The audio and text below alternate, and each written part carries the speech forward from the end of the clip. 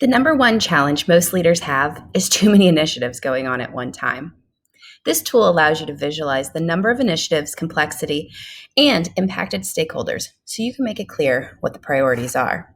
No longer do you have to be a change expert, a psychologist, or to hire high-priced consultants to manage the change for you. With Plus Delta 314's Change Enablement platform, you now have access to the assessments, tools, tips, recommendations, and resources you would get by hiring a consulting management firm. People say that change is hard, and while I would agree, I would say it's even harder when there's multiple changes, competing priorities, poor communication, and inadequate training. Plus Delta 314's Change Enablement platform is designed to help you address all of those issues by following a framework based in psychology. The tool can be used linearly to guide you through a proven, repeatable process, or you can just use the pieces your organization needs the most, including assessments, segmentation, workflow tools, and reminders. But rather than teaching you yet another methodology, our tool is designed to empower you to lead the initiative on your own. So I'd like to spend the next few minutes helping you think through the types of roles needed to create a positive change experience for your customers and employees. Let's hop into the 5 buckets of change and what skill sets are needed to effectively implement a positive change. The change framework we used is based in psychology, and it's applicable to any change across any organization, and it aligns with both ACMP and ProSci standards. The benefits realization phase of a project, you will need somebody with the ability to set a vision, facilitate buy-in and alignment, and potentially mediate any conflicts. This is typically somebody with an executive role.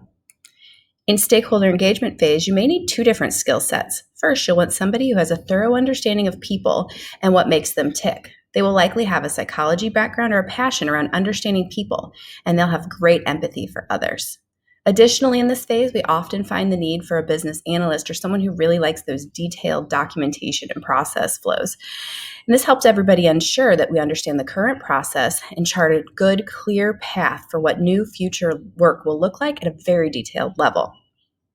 Once you're clear what you're doing and why, and who the people are that are going to be impacted, you'll need someone with some writing skills and potentially some graphic arts abilities to help turn it into stories and visuals that will really resonate with people.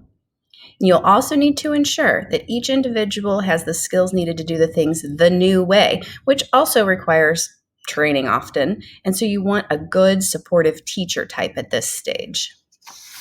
And finally, as the change begins being implemented, you'll want a manager mindset, someone who thinks operationally about making things into the new norm. This person focuses on what will be built into the onboarding process or how your change might impact the help desk, employee reviews, policies, or ongoing governance.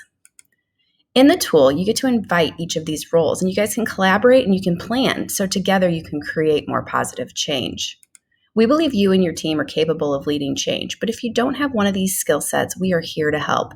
If you just need a little coaching or a person or two to augment some areas where you may have a lack of resources or skill sets, you can find support options here via the resource section of the platform.